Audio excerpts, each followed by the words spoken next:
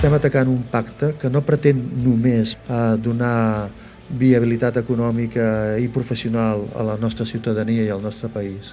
Crec que és un pacte per dissenyar quin paper hem de jugar en la nova societat a la qual anem de manera indefectible, com sempre ha passat al llarg de la història.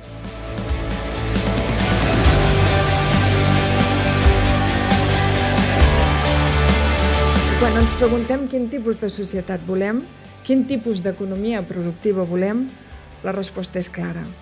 Volem una societat on el coneixement sigui la base del creixement. Volem que el coneixement derivat de l'educació superior, la recerca i la innovació garanteixi una economia sostenible, integradora, innovadora i oberta al món. Passar de les paraules als fets només depèn de la nostra voluntat i de quina societat volem deixar a les següents generacions.